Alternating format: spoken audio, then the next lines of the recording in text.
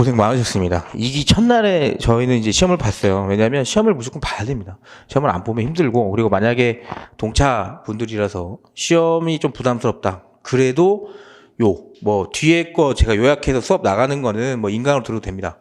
근데 요거 시험 보고 제가 이렇게 해설하잖아요. 오전에. 그거는 꼭 들으세요. 그거. 괜찮아요. 듣고 나중에 1차 시험 보고 다시 써도 돼요. 1차 시험 보고 다시 써도 되니까 일단 들으세요. 왜냐면 타이밍을 놓치면 그거를 들을 시간이 아예 없어져요. 그러니까 지금은 시간이 많지 않습니다. 시간이 많지 않으니까 일단 들으시고 나중에 꼭 써보세요. 나중에 1차 시험 붙고 토요일 하루 논 다음에 일요일부터 그냥 써보세요. 그래서 진짜 시간이 없다. 그럼 논점이라도 잡아보는 거. 논점이라도 문제 보고.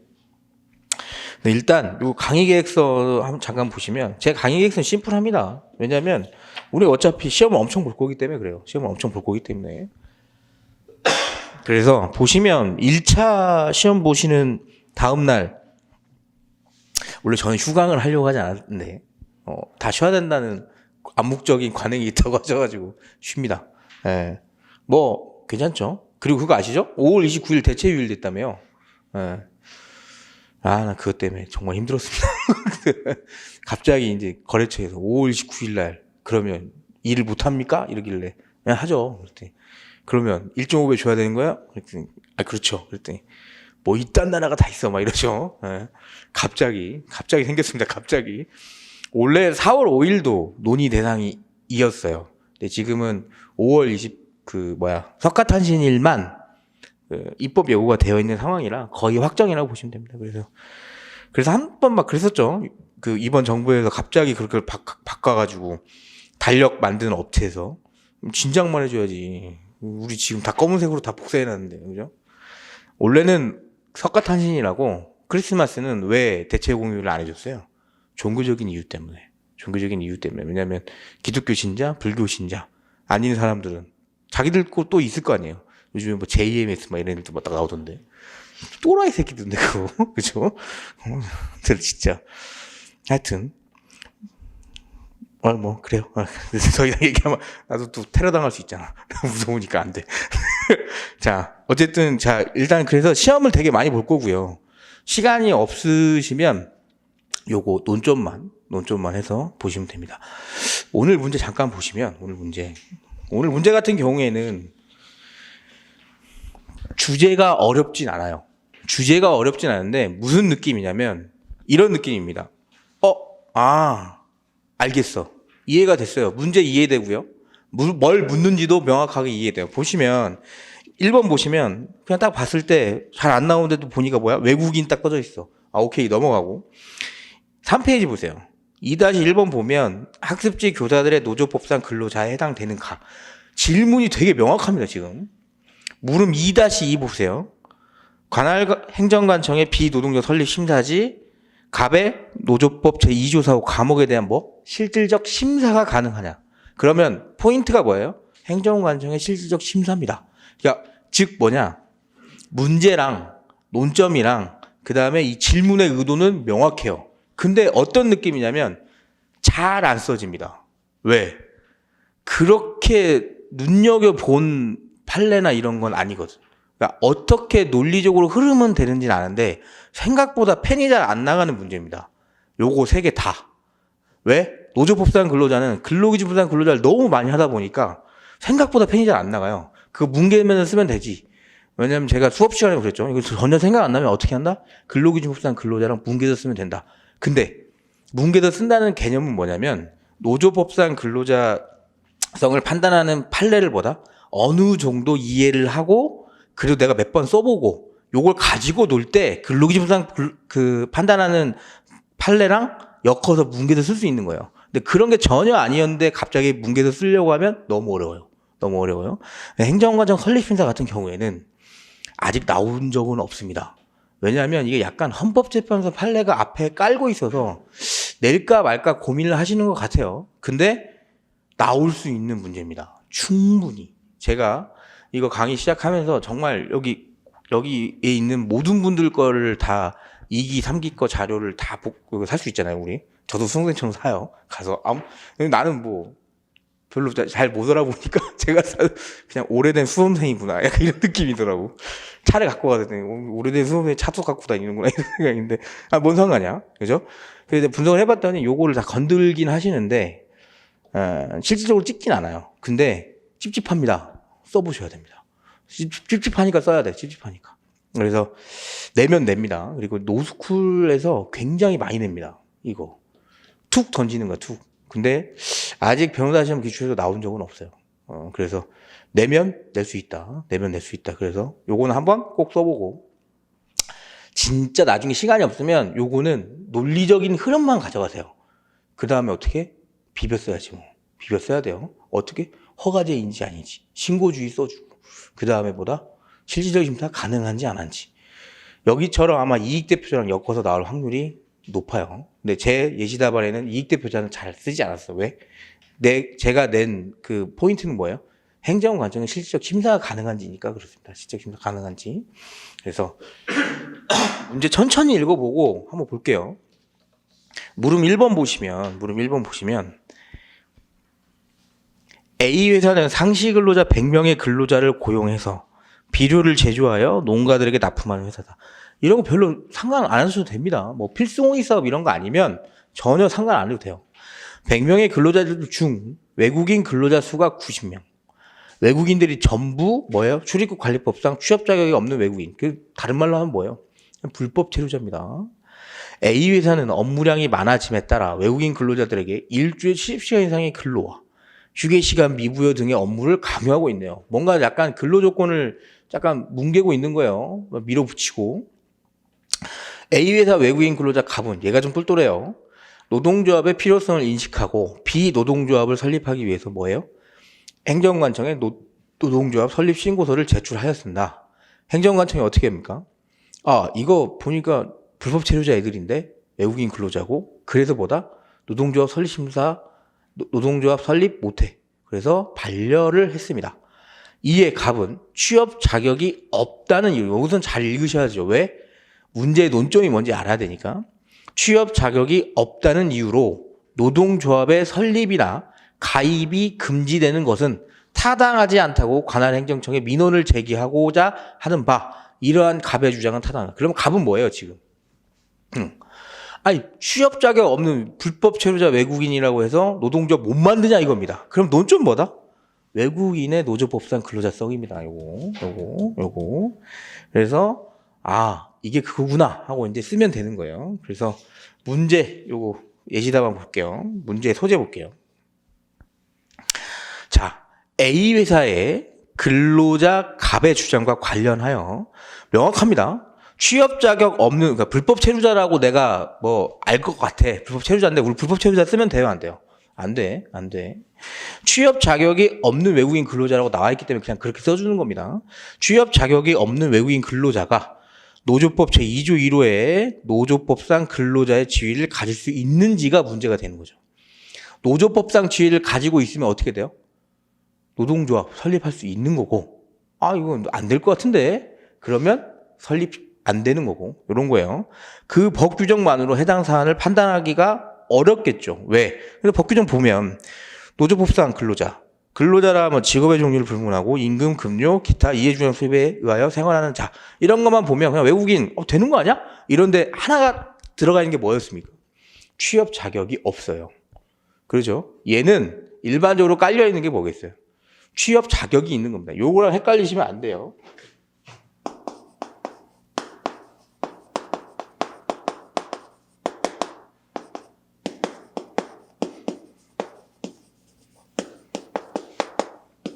이거랑 엄연히 다른 말입니다. 제가 예시답안에는 썼어요. 제 교재에는 빠져 있는데. 왜냐면 그 예전에 그 서울 여성노조 판례라고 해가지고 실업자들이 노조법상 근로자가 될 수 있냐 문제된 적이 있는데, 그건 너무 옛날 판례를 뺐어요. 뭐 거의 30년 가까이 된 판례가 나올 확률이 적고요. 그리고 이미 뭐 그런 거는 다 좀 이게 정리가 되어 있는 상황이라서 취업 여부는 실업자, 구직 중인 자도 해당이 되느냐의 문제고,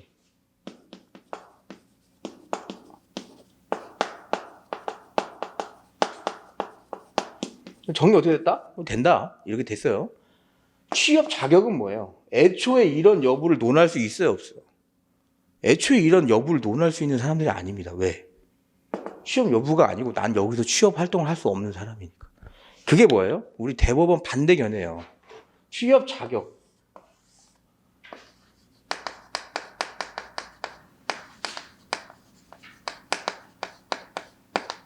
이거예요. 어차피 일 못해. 근데 왜 우리가 얘네들 노조도 만들어주고 우리가 뭐 근로기준법상 보호까지 해줄 필요가 있느냐가 대법원 반대견해요. 근데 대법원 반대견해는 뭐예요? 근로기준법상 근로자, 오케이. 이미 얘가 근로를 해서 형성된 근로관계에 대한 거 아니면 이미 근로를 해서 제공받아야 될 대가 이런 건 오케이 보호해줄게. 근데 노조까지 만들어가지고 나중에 얘네가 교섭하고 협약까지 우리가 보호해줄 필요가 있냐 이거지. 아시죠? 그래서 요 문제 나오면 제가 뒤에서 써놨지만 대법원의 반대견해는 꼭 쓰셔야 됩니다. 꼭 쓰셔야 돼요. 그래서 요거랑 좀 다르다는 걸 알고 계시고 넘어가시면 판례 태도 보면 원칙 우리가 많이 봤습니다. 이거 판례는 출입국 관련 법령상 외국인이 대한민국에서 체류하여 행할 수 있는 활동이나 대한민국에서 체류할 수 있는 신분 또는 지위에 관한 체류 자격과 그 체류 기간에 관하여 규율하면서 아울러 같은 규정에서 외국인 고용 제한을 규정하고 있는 바 우리가 알아야 될 건 요거죠. 입법 취지. 입법 취지가 뭐다? 단순히 외국인의 불법 체류만을 단속할 목적으로 한 것이라고 할 수는 없고 위 규정들은 취업 자격 없는 외국인의 유입으로 인한 국내 고용시장의 불안정한 해소하고 노동인력의 효율적 관리, 국내 근로자의 근로 조건 유지 등의 목적을 효율적으로 달성하기 위하여 외국인의 취업 자격에 관하여 규율하면서 이건 꼭 쓰셔야죠. 취업 자격 없는 외국인의 고용을 금지시키기 위한 입법 목적도 아울러 갖고 있다. 뭐가? 출입국 관리 법령이. 오케이? 출입국 관리 법령. 당연한 거겠죠. 뜬금없이 아무나 와가지고 우리나라에 다 일하게 되게 되면 얘네 입장에서는 관리를 해야 되잖아요. 얘네들 뭐 범죄 같은 거 해버리면 추적이 안 됩니다. 그래서 그래요. 그다음에 이는 취업 자격 없는 외국인의 고용이라는 취업 자격 없는 외국인의 고용이라는 어떤 행위? 그런 사실 행위입니다. 그런 사실적 행위 자체를 금지하고 있는 것뿐입니다. 그렇죠? 이거 채용하면 안 됩니다. 취업 자격 없는 애들이니까 채용하면 안 돼요. 너 채용했네. 요것만 잡아가지고 처벌하는 거지. 얘네가 이미 채용이 돼서 일했다는 과정이나 아니면 이미 채용돼서 내가 형성되는 근로관계까지 박탈시키려고 하는 건 아니다 이거예요. 왜? 일을 이미 했잖아요. 그래서 그런 사실적 행위 자체를 금지하고자 하는 것뿐이지 나아가 취업 자격 없는 외국인이 사실상 제공한 근로에 따른 권리 이미 제공한 거예요. 그리고 이미 형성된 근로관계에 있어서 근로자로서의 신분에 따른 노동관계법상의 재반 권리 등의 법률 효과까지 금지하려는 규정이라고 보기는 어렵다. 뭐가? 출입국 관리 법령이. 오케이? 여기까지입니다. 여기까지 쓰고 그 다음에 2번 외국인 근로자의 노조법상 근로자 범위 보자고요. 보면 판례는 노조법상 근로자란 타인과의 사용 종속 관계 하에서 근로를 제공하고 그 대가로 임금을 받아 생활하는 사람. 조문이잖아. 그냥 이거 조문이에요. 특정한 사용자에게 고용돼서 현실적으로 취업하고 있는 사람뿐만 아니라 특정한 사용자에게 고용돼서 현실적으로 취업하고 있는 건 뭐예요? 근로기준법상 근로자야. 근데 플러스 일시적으로 실업 상태에 있는 사람이라 구직 중인 사람을 포함하여 노동상권을 보장할 필요성이 있는 사람도 여기에 포함됩니다. 이게 뭐예요? 30년 전에 서울 여성 노조 판례에서 만든 거예요. 시험 여부는 큰 조건이 안 된다 이거야. 시험 여부는. 그러면 출입국 관리 법령에서 외국인 고용 제한 규정을 두고 있는 건 아까 위에 거랑 비슷합니다. 취업 자격 없는 외국인 고용이라는 사실적 행위 자체. 이거 취업 자격 없는 애 고용하지 마세요. 요것만 우리가 단속을 하는 거지. 뭐예요? 가만히 봤더니 노조법상 근로자는 뭐야? 시험 여부나 아니면 근로기준이나 근로자에 한정해서는 안 되잖아요. 그죠? 보호 범위가 다르다는 겁니다. 그래서 나아가 취업 자격 없는 외국인이 사실상 제공한 근로에 따른 권리나 이미 형성된 근로관계에 있어서 근로자의 신분에 따른 노동관계법상 재방관리 법률관리 금지하는 것은 아니다. 그러면 넘어가시면 뒤에 구체적 검토 보세요. 구체적 검토. 그래서 그러면 얘 널 늘 거야 말 거야를 정해주는 거야. 늘 거야 말 거야. 따라서 타인과의 사용 종속 관계 하에서 근로를 제공하고 그 대가로 임금을 받아 생활하는 사람은 노조법상 근로자에 해당하고 그런 노조법상 근로자성이 인정되는 한 뭐예요? 그러한 근로자가 외국인인지 여부나 취업 자격 유무에 따라 노조법상 근로자의 범위에 포함되지 아니한다고 볼 수 없다. 즉 뭐다? 포함시키겠다 이겁니다. 포함시키겠다. 이것만 본다는 거죠. 이건 뭐 출입국 관리법이 니네가 알아서 하는 거고 우리는 뭐다? 이거 보겠다 이거야. 취업 여부 상관없이 뭐야? 노조법상 근로자처럼 타인에게 근로 제공하고 뭐예요? 그거에 따라서 생활하는 자. 그것만 보겠다 이겁니다. 4번 대법원의 반대 견해를 잘 알아두세요. 생각보다 논리적입니다. 이분. 당연하겠지. 대법원장님. 그죠? 보시면 이거예요. 애초에 발생되지도 않은 일을 왜 자꾸 일을 키우냐 이런 느낌이에요. 어차피 불법인데 왜 보호해주냐 이거지. 취업 자격 없는 외국인은 애당초 뭐예요? 정상적으로 취업하려는 근로자에 해당할 수가 없고 이미 취업한 사람조차 근로계약의 존속을 보장받지 못할 뿐만 아니라 노동조합법상의 근로자 개념에 포함된다고 하여 취업 자격을 자동으로 취득하거나 그의 국내 체류가 합법화되는 것도 아니다. 이거 당연한 거죠. 그죠? 불법 체류자 어떻게 돼요? 취업 자격 없는 애들 출입국 관리법상 처벌은 받는 겁니다. 내가 산재 처리가 되고 그 다음에 뭐예요? 임금 체불 된 거 받을 수 있지만 뭐예요? 취업 자격이 안 됐기 때문에 처벌받는 애라고요. 그러니까 이분은 말씀은 뭐냐면 그거 그렇다 쳐도 어쨌든 얘 뭐다? 불법 아니냐 이거지. 그러면 이런 마당에 장차 근로관계 성립 혹은 계속될 것을 전제로 사용자와의 단체 교섭이나 단체벽을 체결을 통하여 근로조건 유지 개선하려는 것 자체가 과연 가능한 건지 의문이다 이거지. 왜? 이분은 이런 생각을 하시는 거예요. 야, 뭐 노조법상 근로자 인정돼서 노조 설립했어. 근데 얘 어떻게 될 거야? 얘 근로기준법, 얘 불법 체류자이기 때문에 어떻게 돼요? 추방되잖아. 그러니까 이미 노조법상 근로자 만들어가지고 얘네 교섭하고 협약 체결할 거냐 이거지. 못한다고. 요거예요, 요거. 못한다고. 근데 대법원은 그냥 그게 아니고 우리는 그 시점을 보는 겁니다. 그게 뭐 이후의 장래의 일이지. 어쨌든 지금 이 시점에 얘를 굳이 노조법상 근로자성을 부정할 필요는 없지 않냐 이런 거예요. 반대 견해가 좀 있어요. 근데 저는 개인적으로 반대 견해가 맞다고 봐요. 자, 결국 취업 자격 없는 외국인에 대하여 근로조건의 유지 개선과 지위 향상을 기대할 만한 법률상 이익을 인정하기 어렵다. 취업 자격 없는 외국인은 노조법상 근로자의 개념에 포함되지 않는다고 봄이 상당하다는 반대 견해가 있다. 오케이. 요거는 잘 써주시면 좋아요. 왜냐하면 논리적으로 보면 반대 견해가 더 맞아요. 자, 우리 근로기준법상 보호 받았던 거 옛날에 공부했고 시험도 봤던 적이 있습니다. 거기서 뭐였습니까? 장래에 일하는 걸 보호했나요? 아니야. 이전에 일했던 거 보호하고 어떻게 됐어요? 처벌은 처벌대로 받았다고요. 얘는 뭐예요? 노조 만드는 거는 것 자체가 뭐야? 아까 문제에서 그렇지만 사용자가 이렇게 밀어붙이니까 노조 만들어서 이거 대응하겠다는 거잖아.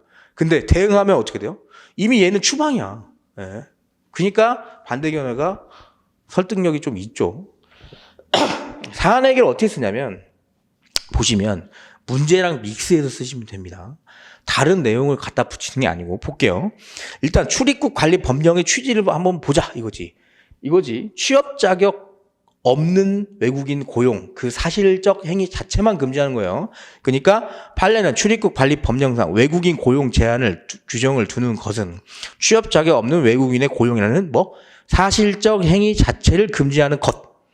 A 회사에서 근로를 제공하고 있는 취업 자격 없는 외국인 근로자가 이미 제공하여 형성된 근로에 대한 법률 효과 부정시킬 수 없다.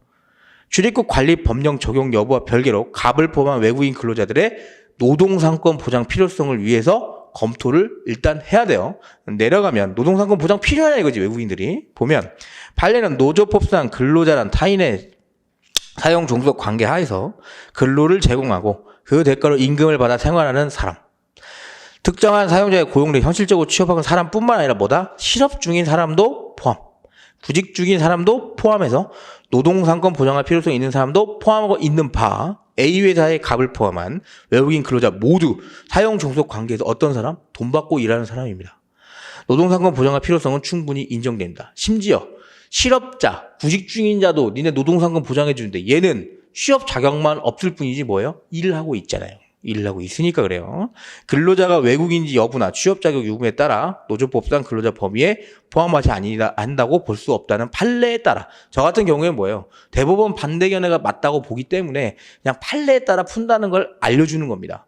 그러니까 사안해결도 요건 제가 말씀드릴게요. 자, 반대 견해가 맞는 것 같아. 그렇다고 사안해결을 반대 견해로 풀면 돼요, 안 돼요? 안 됩니다. 안 돼요. 반대 견해는 반대 견해일 뿐. 내가 그걸 정말 드러내고 싶다. 그럼 뭐다? 판례에 따르면 요렇게 푸시는 게 좋아요. 요렇게 푸시는 게. 판례에 따라 A회사의 근로자 갑은 뭐예요? 노조법상 근로자 범위에 해당한다고 판단된다. 하고 결론 져야죠. 왜? 문제하고 왁구를 맞춰야 되니까 취업 자격이 없다는 이유로 노동조합 설립이나 가입이 금지되는 것이 타당하지 않다고 관할 행정관청에 민원 제기하라는 갑의 주장 뭐예요? 타당하다. 요렇게. 외국인 근로자 나오면 요 정도 쓰시면 됩니다. 그러면 정말 잘 쓰는 거예요. 정말. 혹시라도 나오면. 네. 왜냐하면 이게 변호사 시험에 나와버렸기 때문에 변호사 시험 노동법에 나왔어요. 노동법에. 네. 그렇기 때문에 안 나오라는 보장은 전혀 없어요. 외국인이. 시험이 어려워지고 지원자가 많아지면 아무것도 안 보는 데서 내지 않습니다. 살짝 넘어가는 부분에서 내요. 즉 완전 슈퍼초 A급이 있으면 그 옆에 곁다리를 낸다고. 왜? 나는 A급만 겁나 많은 얘가 생각이 잘 안 나거든. 그죠? 근데 공부를 많이 하는 사람들은 A급 보면서 여기가 생각이 납니다. 그래서 요런 주제를 건들 수 있어요. 이런 거 25점짜리 하나 툭 내면 어떻게 돼요? 다 죽어요. 정말. 그래서 그 다음 문제 볼게요. 노조법상 근로자. 요거는 나오면 잘 쓰시긴 하셔야 됩니다. 왜냐하면 요 정도는 다 준비해요. 노조법상 근로자. 특히 요 학습지 요거는 제가 요게 아마 변호사 시험 기출이었는데 제가 좀 많이 각색을 했어요. 왜? 더 명확하게 주려고. 왜? 이런 문제 나오면 어디서 여러분이 승부를 봐야 돼요? 이건 사안 해결에서 무조건 승부해야 됩니다. 이런 식으로 나와버리면. 사안 해결 그냥 1, 2, 3, 4, 5, 6, 7 요거 잘 쓰면 되게 답안지가 고퀄리티 되거든요. 보여드릴게요. 일단 볼까요? 물론부터. A회사는 초등학생용 학습지 개발 및 교육 사업을 영위하고 있고 학습지 교사들과 학습지 회원의 관리 및 교육에 관한 위탁 사업 계약을 체결하고 있답니다. 실제 학습지 교사들과 작성한 계약서도 뭐예요? 업무 위탁 사업 계약서라는 명칭으로 작성했어. 그럼 여기 느낌이 와야 됩니다. 계약의 형식 필요 없다. 뭘 보겠다? 실제 지휘감독 있는지 보는 거고 노무의 대가성 보는 거고 그리고 그 실질을 판단해야겠죠. 그러니까 다만 실제 학습지 교사들의 업무 수행은 아래와 같이 시행되고 있다 하면 느낌이 와야 됩니다. 얘네 이거 냈구나. 그래서 하나씩 보는 거예요. 1번 A회사는 학습지 교사에게 기본급 100만 원. 기본급도 줍니다. 기본급도 주네요. 고정적으로 지급하면서 회원수 10명을 초과하는 경우 한 명당 10만 원의 추가 인센티브를 받는 구조로 수수료라는 명목으로 지급하고 있으며 세금 신고 또한 뭐예요? 개인 사업자로 사업소속자로 신고를 하였습니다. 그러면 일단 형식은 뭐예요? 구색은 잘 맞춰놨네요. 뭘로? 업무 위탁 계약으로. 2번 보세요. A회사가 학습지 교사의 회원관리, 지역 설정 및 보수와 관련한 부분 등 계약의 주요 내용을 정하는 경우 학습지 교사와 별도로 협의 과정 거치지 않았네요. 그럼 느낌 빠가야지. 일방적으로 누가 정하고 있어요? 제가 회사가 정하고 있네요. 본 것 같아요. 판례에서 일방적으로 계약 내용을 정하는지. 공감에 3번 보시면 A회사의 학습지 교사는 회원들을 관리하는 시간이 규칙적이지 않아 다른 업종에 종사하거나 다른 회사에 추가적인 업무 수행할 수 없네. 뭐야? 전속성. 지금 여기에 전속돼서 일할 수밖에 없는 내 의지가 아니고 뭐예요? 회사의 의지 때문에 지금 못하고 있는 겁니다. 동그라미 4번 볼게요. A회사는 학습지 교사 계약을 체결해야만 학습지 시장에 영업 및 이익 활동을 할 수 있고 학습지 교사들은 학습지 회사만을 통해서 뭐예요? 학습지 회원에 대한 교육 시장에 접근 당연한 거겠죠. 당연한 겁니다. 지금 뭐예요? 특정 사업주를 통해서만 뭐예요? 지금 학습지 교사들이 그 시장에 진입하고 있습니다. 동그라미 5번 보세요. A 회사는 신규 학습지 교사들을 대상으로 기초 실무 교육을 실시한 다음 지역 조직에 배치하고 관리 교육할 학습지 회원을 배정하였다. 누가? 회사가 어느 정도 지금 지휘 감독을 하고 있는 것 같죠?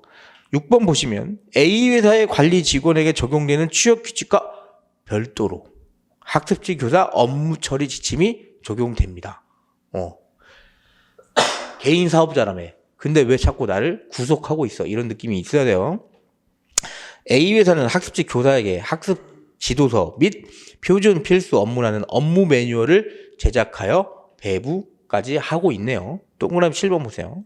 학습지 교사는 매월 지역 본부장에게 회원 명부와 회비 수납 자료를 제출하고 매주 회원들의 진도 상황과 진단평가 결과 및 회비 수납 상황 등을 A 회사 홈페이지에 입력. 뭐예요 지금? 다 보고하고 있네. 느낌 왔죠? 이거 뭐 형식은 업무 위탁인데 뭐다? 실질 보니까 이거 얼핏 잘못하면 어떻게 됩니까? 실무상. 이거 근로기준법상 근로자도 볼 수 있습니다. 예, 잘못하면. 어쨌든 우린 노조법상 근로자를 물어볼 거니까. 그 다음에 딱 보니까 밑에 보세요. A 회사의 위탁 사업을 체결한 학습지 교사 200명은 비노동조합을 결성하여.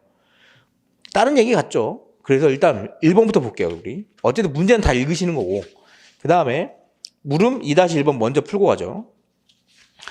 2-1번 봤더니 뭐예요? A 회사의 학습지 교사들은 노조법상 근로자에 해당되는가? 라고 대놓고 물어봤습니다. 그러면 딱 시작하고부터 따다다다닥 써버려야 돼. 요거는 고민을 하시면 안 돼요. 왜? 논점 파악이 너무 명확하잖아요. 그리고 질문에서도 너무 명확하게 물어봤죠. 그러면 그것만 쓰는 겁니다. 문제의 소재 보시면 A 회사의 학습지 교사가 노조법 제2조 1호의 근로자에 해당하는지 여부는 2004년 이후에 법원은 근로기준법상 근로자, 노조법상 근로자 별도 기준으로 판단하고 있고요. 구체적인 판단이 나온 건 2010년 이후긴 한데 어쨌든 구별을 했다는 건 2004년입니다. 노조법상 근로자는 노동상권의 향유주체로 한정하여 판단하고 있다. 노동상권 향유주체. 학습지 교사가 노동상권 향유주체에 해당하는지 기준으로 살펴보고 A 회사의 학습지 교사가 노조법상 근로자에 해당하는지 판단하고자 한다. 그럼 뭐예요? 법규정 나오는 겁니다. 2조 1호는 무조건. 판례의 태도 볼까요? 이거는 되게 쉽죠. 뭐예요? 계약의 형식 안 보겠다고. 그 원칙을 먼저 써줘야 됩니다. 그래서 노조법상 근로자란 타인과의 사용종속 관계하에서 노무에 종사하고 그 대가로 임금 등을 받아 뭐예요? 생활하는 자입니다. 생활하는 자. 임금만 받는 사람 아니고 임금 등을 받고 생활하는 자입니다. 그 사용종속 관계는 당해 노무 공급 계약의 형태가 고용, 도급, 위임, 무명 계약 등 어느 형태든 상관없이 사용자와 노무 제공자 사이에 1번 지휘 감독 여부, 2번 보수의 노무 대가성 여부, 3번 노무의 성질과 그 내용을 보고 그 노무의 실질 관계에 따라 결정하겠다 하고 구체적 판단 기준이 빵 나왔습니다. 빵 나왔어요. 그러면 구체적 판단 기준은 조금 꼼꼼하게 알아두셔야겠죠. 어렵지 않아요. 아까 제가 말한 게 다예요. 판례는 노조법상 근로자는 타인과 사용종속 관계 하에서 노무에 종사하고 그 대가로 임금, 기타 수입을 받아 생활하는 자인데 구체적으로 어떻게 해당되는지 보자 이거죠. 구체적으로 노조법상 근로자에 해당하는지는 노무 제공자의 소득이 특정 사업자에게 주로 의존하고 있는지 무슨 말이에요? 월급 받고 있는지를 조금 다르게 얘기한 겁니다. 수수료 형태로 주고 있으니까 일반적인 근로기준법상 근로자는 이거 좀 범위를 크게 생각하세요. 크게. 어차피 시험 문제 풀 거니까 그냥 대가가 임금이에요. 임금. 임금의 한정. 근로의 대가가. 근데 노조법상 근로자는 조금 달라요.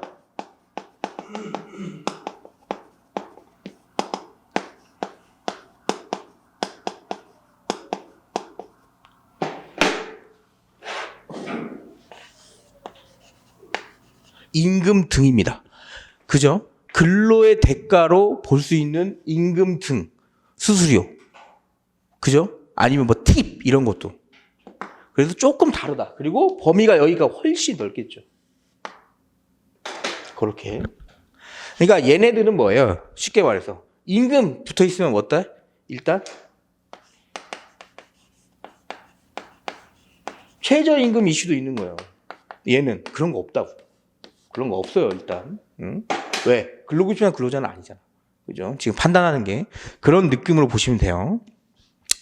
그 다음, 노무를 제공받는 특정 사업자가 보수를 비롯하여 노무 제공자와 체결하는 뭐예요? 계약의 내용을 일방적으로 그렇죠. 야, 인센티브 이만큼이야. 협의 없어. 오케이? 오케이. 노무 제공자가 특정 사업자의 사업 수행에 필수적인 노무를 제공함으로써 특정 사업자의 사업을 통해서 시장에 접근하는지 당연한 겁니다. 이건 이 사람이 채용을 하는 것뿐만 아니라 지금 사업장 한 군데가 아니고 요 시장 자체에 뭐예요? 저 사업자를 통해서만 들어갈 수 있고 그리고 내가 그 사업자에게 뭐예요? 필수적인 노무를 제공하는 겁니다. 학습지 교사 정확하지. 빨간 펜, 뭐 프레벨 막 이런 데 가면 어쨌든 거기에 내가 입사를 해야 학습지 교사를 할 수 있을 거 아니에요. 그죠? 그렇게 노무 제공자와의 특정 사업자의 법률 관계가 상당한 정도로 지속적, 전속적인지 요거는 지속성, 전속성은 근로기준보다 근로자도 나옵니다. 사용자와 노무 제공자 사이에 어느 정도 지위 감독 관계가 있는지 자 어느 정도예요. 구체적인 게 아니고 개별적 구체적 아니에요. 어느 정도입니다. 어느 정도의 지위 감독 조금 연한 겁니다. 근로기준과 근로자보다 노무 제공자가 특정 사업자로부터 받은 임금, 급료 등 수입이 노무 제공의 대가인지를 종합적으로 고려. 오케이? 임금, 근로의 대가 이게 빡 정해진 게 아니고 어쨌든 내가 A 회사로서 받은 돈 이거 자체가 내가 일해서 받은 돈이냐 이거지. 일해서 받은 돈이냐. 그죠? 그게 통상임금, 평균임금, 임금 이런 거 필요 없고 돈 받은 것 자체가 내가 일해서 돈 받은 거냐 이겁니다. 3번 보세요. 3번은 꼭 써주셔야 됩니다. 그래서 자 이렇게 판단한다네. 이렇게 판단한다네. 근데 왜 이렇게 판단하는지가 3번이에요. 근로기준상 근로자와 구별하겠다 이거지. 노동조합법은 개별적 근로관계를 규율하기 위해 제정된 근로기준법과 완전 다릅니다. 근로기준 완전 달라요. 형태 자체가. 헌법에 의한 근로자의 노동상권 보장을 통해서 근로조건의 유지 개선과 근로자의 경제적, 사회적 지위 향상 등을 목적으로 제정. 이거 뭐예요? 1조에 있습니다. 노조법 1조에 있어요. 이거. 이러한 노동조합법의 입법 목적과 근로자에 대한 정의 규정 등을 고려해 보니까 뭐예요? 노동조합법상 근로자에 해당하는지는 뭐다? 노무 제공과 실질에 비추어 노동상권 보장의 필요성이 있으면 인정해 주는 거예요. 근로기준법상 근로자처럼 근로기준법에 한해서 강력하게 보호하려는 의도가 아니고 노동상권 보장의 필요성이 있으면 인정해줘요. 그럼 뭐다? 결론은 반드시 근로기준법상 근로자에 한정된다고 볼 건 아니겠죠. 범위가 넓어도 상관없겠네요. 그리고 범위가 넓어야 맞는 거고 넘어가시면 검토 보시면 근로기준법상 근로자가 노조법상 근로자로 인정되는 부분은 당연합니다. 당연한 거겠지. 얘는 당연히 보고 되는 거고 그 범위를 넓게 보는 거잖아요. 지금 노동상권 필요성까지 봐서. 그래서 최근 근로기준상 근로자 인정되진 않았지만 노조법상 근로자 인정된 사례가 정말 많아지고 있습니다. 여기 저 인천의 스카이 72도 한번 그랬었죠. 그래서 최근 골프장 캐디의 노조법상 근로자 및 외국인 노동대 노조법상 근로자성을 인정하고 있는 바 노동상권 향유 주체의 범위를 확대하고 있습니다. 확대하고 있어요. 그렇게 사안 해결 보시면 요 문제 나오면 사안 해결이 포인트입니다. 어떻게 썼나 보세요. 제가 딴 거 썼나요? 판례에 있는 기준 하나 쓴 겁니다. 그 다음에 뭐예요? 1번부터 7번까지 있는 거 엮은 것 뿐이에요. 야, 요렇게 쓰는 거예요, 요렇게. 막 멋있게 보이려고 쓰는 게 아니고 그냥 뭐예요? 그림을 맞추면 돼요. 내가 쓴 판례랑 쟤랑. 오케이? 볼게요. 학습지 교사의 노무 공급 계약 형태 볼게요. 일단 업무 위탁 계약했잖아. 그거 쓰는 거예요. A유는 초등학생용 학습지 개발 및 교육 사업을 영위하고 있고 학습지 교사들과 학습지 회원의 관리 및 교육에 관한 업무 위탁 사업 계약서. 오케이. 명칭이랑 계약을 체결하고 있고 개인 사업자로 세금 신고도 하고 있고 그럼 뭐다? 형식적으로 개인 사업자로 A 회사의 계약을 체결한 것으로 판단되고 있는 바 해당 계약에 따라 학습지 교사가 제공하는 노무 제공의 실질을 구체적으로 검토할 필요가 있겠네. 왜? 형식은 사업자니까. 2번 보세요. 노무 제공자의 소득이 특정 사업자에게 주로 의존하고 있는지 그러면 또 거기다 갖다 쓰는 거야 그냥. A 회사는 학습지 교사에게 기본급 100만 원 플러스 추가 인센티브 지급한 사정을 고려하면 학습지 교사의 소득이 A 회사에 주로 의존하고 있는 게 맞네요. 왜? A 회사한테 돈 받으니까. 노무 제공자와 사업자의 계약이 일방적인지 이건 명확하게 나왔잖아요. 아까 A 회사가 학습지 교사와 회원관리 지역 설정, 보수와 관련된 부분, 계약의 주요 내용을 정하는 경우 뭐에? 안 물어봤다 이겁니다. 협의 과정 필요 없다. 그러면 A 회사의 계약의 주요 내용을 일방적으로 정한 사적이 인정된다. 4번 보세요. 노무 제공자 특정 사업 쪽에 필수적인 노무 제공하면서 시장에 접근하는지. A 회사는 학습지 교사와 계약을 체결하여야만 학습지 시장의 영업 및 이의 활동할 수 있고 학습지 교사가 A 회사에게 필수적인 노무를 제공하고 있고 학습지 교사들 또한 학습지 회사만을 통해 학습지 회원에 대한 교육 시장에 접근 가능한 사정을 보면 학습지 교사가 A 회사에게 필수적인 노무를 제공하면서 그 시장에 접근하고 있는 걸로 판단할 수 있겠죠. 지속적, 전속적인지 여부 보면 A 회사는 신규 학습지 교사를 대상으로 기초 실무 교육까지 하네. 지역 조직의 배치까지 하고 관리 교육할 학습지 회원도 배정했어. 지속적 교육 및 지역 조직의 배치를 통한 전속성을 갖춘 것이라 볼 수 있다. 그리고 아까 위에서 이것 때문에 지금 딴 데 일 못했습니다. 사정도 있었어요. 그것도 써주면 좋고. 6번 보세요. 어느 정도 지휘 감독이 존재하는지. A 회사 관리 직원에 적용되는 취업 규칙 말고 따로 만들었어요. 심지어. 학습지 교사의 업무 처리 지침. 그다음 넘어가시면 A 회사 학습지 교사의 학습 지도서, 표준 필수 업무라는 업무 매뉴얼도 배포하고. 심지어 매월 지역 본부장에게 회원 명부, 수납 자료 제출했고 매주 회원들의 진도 상황, 진단 평가 결과, 회비 수납 사항 등을 A 회사 홈페이지에 입력했어. 다 보고 있는 겁니다. 다 보고. 그죠? A 회사가 학습지 교사의 어느 정도의 지휘 감독을 넘어서 개별적, 구체적인 지휘 감독을 한 것이라고도 볼 수 있다. 이렇게. 결론 보세요. 상기 사정을 고려하면 학습지 교사는 A 회사의 노조법상 제2조 1호의 근로자에 해당하는 바 노동상권 향유죄로 볼 수 있어. 노조법상 근로자에 해당한다. 왜? 문제가 해당하는가라고 물어봤으니까. 오케이. 자, 요게 이제 노조법상 근로자고요. 조금 까다로웠던 게 그 밑에 겁니다. 설립심사. 읽어볼게요. 까다로운데 우리가 논리만 잘 알고 있으면 굉장히 풀기 쉬운 문제입니다. 보시면 A 회사와 위탁사업 계약을 체결한 학습지 교사 200명이 비노동조합을 결성했습니다. 2022년 5월 10일 관할 행정관청에 설립신고증을 제출하였으나 행정관청은 비노조의 임원으로 등록된 갑자기 노조의 임원인 갑을 지금 시비 털기 시작했어요. A 회사의 전략기획팀 경영실장을 역임한 사실을 확인했습니다. 갑이 노조법 제2조 4호 과목인 사업주를 위하여 행동하는 자 또는 그의 이익을 대표하여 행동하는 자에 해당한다는 사유로 설립신고서를 기준으로 비노조의 실사를 통한 실질심사가 이루어질 것을 예정을 통보했습니다. 자, 원칙적으로 보면 실질심사 가능했습니까? 원칙적으로 보면 가능하진 않았습니다.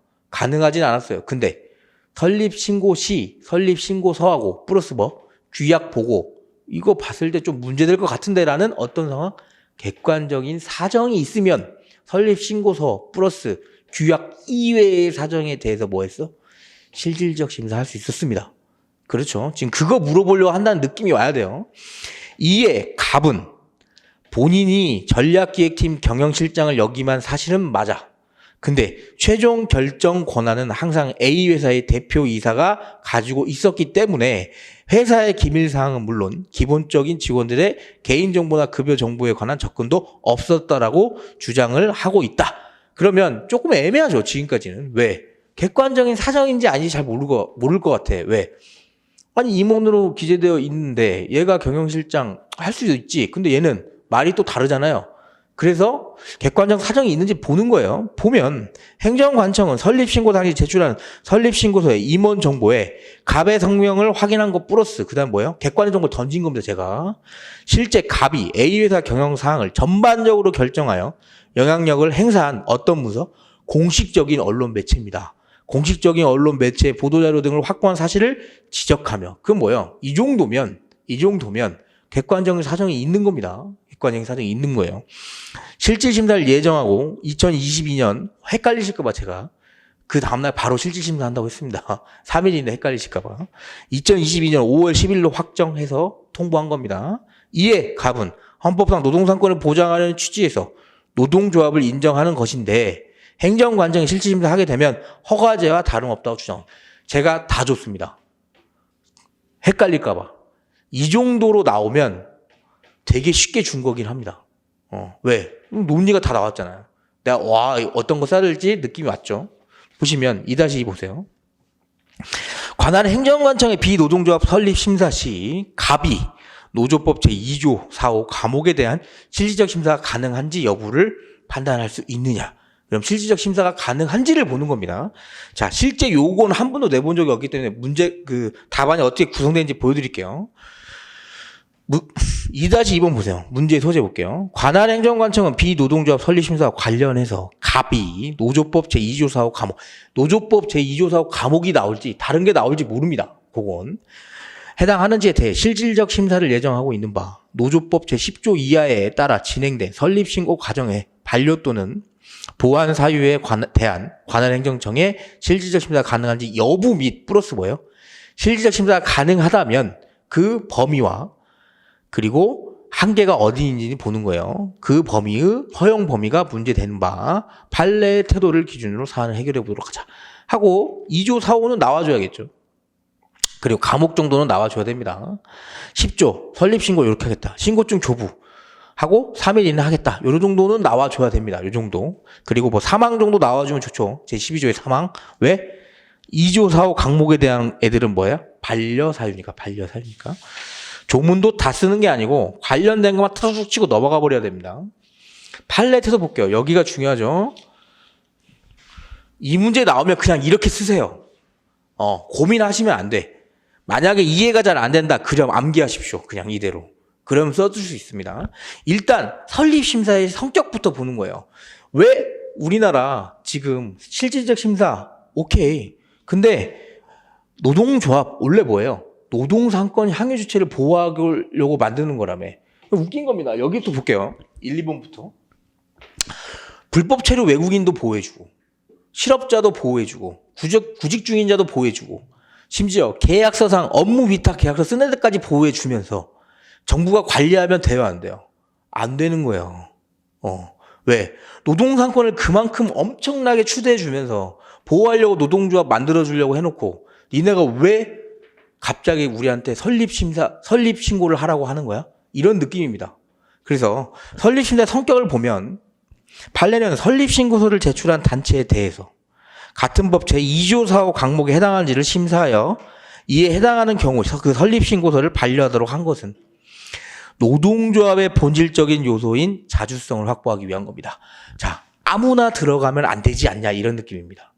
오케이, 니네 맞아. 니네 말이 다 맞다 이거야. 노동조합 보호해줘야지. 왜? 노동상권 보호해줘야 되니까. 그래서 우리가 이런 사람들 다 인정해주게. 대신 노동조합에 들어가면 안 되는 사람이 들어가면 안 되지 않냐 이런 겁니다. 그러면 불법 체류자 이런 문제를 내가 문제 삼는 게 아니고 실업 중인자 이런 사람 문제 삼는 게 아니고 사용자성이 있는 사람이 들어가면 어떡할 거야 이거예요. 무슨 말이냐? 그럼 니네 노조 박살날 수도 있어. 그러니까 우리가 최소한 그건 걸러줄게. 이런 느낌입니다. 그래서 그런 확보하기 위한 부득이한 조치로서 심사 결과 해당 사항이 없으면 의무적으로 설립신고를 수리해야 한다는 점. 그래서 뭐다? 허가제는 아니라는 겁니다. 허가는 뭐예요? 심사에서 되는지 안 되는지를 결정하지만 이건 뭐예요? 인가에 가깝습니다. 요 조건이면 인가됩니다. 요렇게. 요 조건이면 인가됩니다. 그래서 단체의 설립 여부 자체를 사전에 심사에 특정한 경우에 한해서만 그 설립을 허용하는 허가와 다르다. 따라서 헌법 제21조 2항 9단에 금지하는 결사에 대한 허가제라고 볼 수 없고 과잉금지 원칙 아니다. 넘어가시면 그래서 오케이. 설립심사 내가 성격 알겠어. 오케이. 니네 뭐 하려고 하는지 알겠는데 그러면 형식적인 심사만 해야지 이거 실질적 심사까지 해야 되냐 이거야. 실질적 심사가 뭐예요? 내가 제출하지 않은 거. 이렇게 보세요. 이해를 하기 쉽게 하려면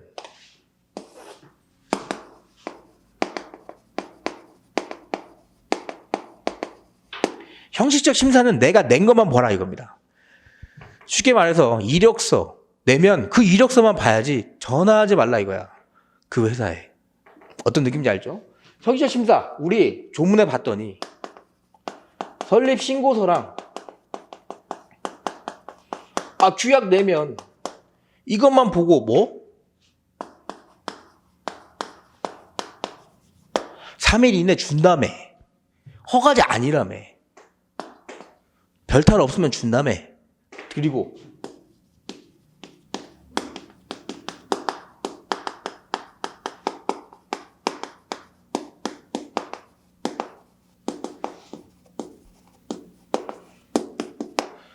노동사건 확률주체 보호 필요성도 확대하고 본다며. 그러면 쉽게 해줘야 되는 거 아니야 이겁니다. 근데 실질적 심사는 뭐예요?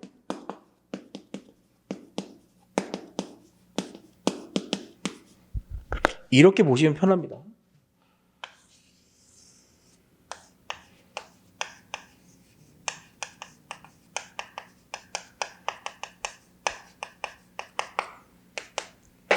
낸 거 오케이.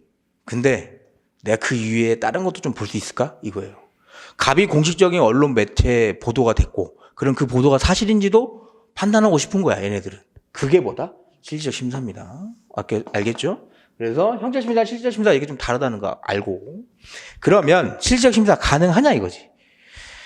보시면 노동조합법이 행정관청으로 하여금 설립 신고를 한 단체에 대하여 같은 법 제2조 4호 강목에 해당하는지 심사하도록 한 취지가 노동조합으로서 실질적 요건을 갖추지 못한 노동조합의 난립 방지입니다. 이상한 애들 안 받겠다 이거야.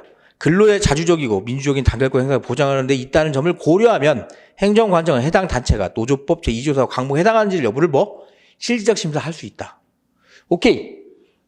너무 이상한 애들 안 받으려면 실질적 심사 할 수밖에 없다 이거지. 왜? 설립신고서랑 규약 만들 때 우리가 개입했냐 이거야. 안 했죠. 개입 안 했잖아. 왜? 얘네가 제출한 것만 보고 판단하기에는 무리가 있으니 실질적 심사 할 수 있다. 그러니까 갑자기 노조가 뭐라 그래요? 야, 그러면 니네가 개입해가지고 완전 이거 허가제네. 개입하려고 하는 거잖아. 그래서 뭐예요? 판례가? 그래서 우리가 제한을 둘 거야. 그 다음에 얘기하는 겁니다. 판례는 다만 행정관청의 광범위한 심사 권한을 인정할 경우 행정관청의 심사가 자의적으로 이루어져 신고제가 사실상 허가제로 변질될 우려가 있다는 점. 당연한 거죠. 노동조합법은 설립신고 당시 제출해야 할 서류로 설립신고서와 규약만을 정하고 있고 행정관청으로 하여금 보완 사유나 반려 사유가 있는 경우를 제외하고는 설립신고서를 접수받은 때로부터 3일 이내 주는 겁니다. 3일 이내. 짧잖아 일단. 그죠? 3일 이내 신고증을 교부하도록 정한 점을 고려하면 행정관청은 일단 제출된 설립신고서와 규약의 내용을 기준으로 노동조합법 제2조 4호 강목 해당 여부를 심사. 이게 원칙이에요. 일단 낸 거 가지고 하자 이거지. 설립신고서를 접수할 당시 그 해당 여부가 문제되고 볼만한 객관적인 사정이 있는 경우에 한해서 설립신고서 규약 말고보다 다른 부분 실질적인 심사 거쳐서 반려 여부 결정할 수 있다고 본다. 이겁니다. 본다. 오케이. 설립 무효. 요거까지 써주면 좋아요. 왜냐하면 이건 뭐예요? 이미 설립까지 했는데 무효 처리해버리는 겁니다. 실질적 심사 해가지고 보시면 판례는 노동조합의 조직이나 운영을 지배하거나 개입하려는 사용자의 부당노동 행위에 의해 노동조합이 설립된 것에 불과하거나 이미 사업주가 들어가 있는 거야. 노동조합 설립된 당시부터 사용자가 위와 같은 부당노동 행위를 저지르는 것에 관하여 노동조합 측과 적극적인 통모 합의가 이루어진 경우 등과 같은 해당 노동조합이 헌법 33조 1항 및 그 헌법적 요청에 바탕을 둔 노동조합법 제2조 4호에 규정한 실질적 요건을 갖추지 못하였다면 설령 그 설립 신고가 행정관청에 의하여 형식상 수리되었다 더라도 실질적 요건이 흥결된 하자가 해소되거나 치유되는 특별한 사정이 없는 한, 그러니까 해소가 안 됐겠죠. 이러한 노동조합은 노조법상 그 설립이 무효로서 노동상권을 향유할 수 있는 주체인 노동조합으로서 지위를 가지지 않는다고 보아야 한다. 무슨 말이에요? 실질적 심사 해가지고 무효 처리도 할 수 있다 이겁니다. 아직 신고증 조부되기 전, 요건 뭐예요? 신고증 조부돼도 날려버릴 수 있다 이겁니다. 날려버릴 수 있다. 이렇게. 사안 해결 보시면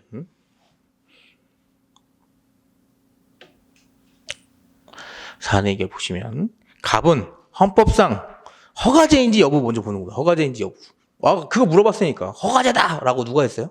그 행정관청에 지금 제기하려고 하는 애가 했잖아요. 그러니까 갑은 헌법상 노동상권을 보장하려는 취지에서 노동조합을 인정하는 것인데 행정관청이 실질적 심사를 하게 되면 허가제와 다름없다고 주장하고 있으나 판례에 따르면 노동조합법이 행정관청으로 하여금 설립신고를 한 단체에 대하여 같은 법 제2조 4호 강목에 해당하는지를 심사하도록 한 취지가 노동조합으로서 실질적 요건을 갖추지 못한 노동조합을 난립을 방지함으로써 근로자의 자주적이고 민주적인 단결권 행사를 보장하려는 데 있다는 점을 고려하면 갑의 주장처럼 허가제로 보긴 뭐예요? 어렵다 이거지. 판례랑 섞은 거예요 그냥. 2번 보세요. 관할행정청의 노조법 제2조 4호 과목의 실질적 심사 여부 보면 행정관청이 설립신고 당시 제출한 설립신고서의 임원 정보에 갑의 성명 확인했고 실제 갑이 A회사의 경영사항을 전반적으로 결정하여 영향력을 행사한 공식적인 언론 매체 보도자료 등을 확인한 사실을 고려하면 B노조가 설립신고서를 접수할 당시 그 해당 여부가 문제된다고 볼 만한 객관적인 사정이 있는 경우에 해당한다고 보인다. 그래서 뭐다? 실질적 심사 예정 가능하다. 예정 통보 가능하다. 결론 보시면 관할행정관청은 비노동조합 설립 심사 시 갑의 노조법 제2조 4호 과목에 대한 실질적 심사가 가능하다. 요렇게 하시면 돼요. 요렇게. 어렵지 않죠? 어렵지 않습니다. 어렵지 않아요. 그래서 만약에 문제가 나오면 이게 뭐 파악하기가 좀 힘들 뿐이지 나오면 요렇게. 그래서 요 정도 하시고 최신 판례가 뒤에 있어요. 최신 판례는 이따가 식사하시고 할게요. 식사하시고 최신 판례부터 진도를 어떻게 나갈 거냐면 최신 판례도 다음 주 시험 범위에 들어가는 겁니다. 최신 판례 플러스 그다음에 요거 우리 교재 관련해 가지고 일기 때보다 훨씬 빨리 나갑니다. 대신 핵심만 그렇게 해서 하도록 할게요. 점 식사하시고 이따가 뵐게요.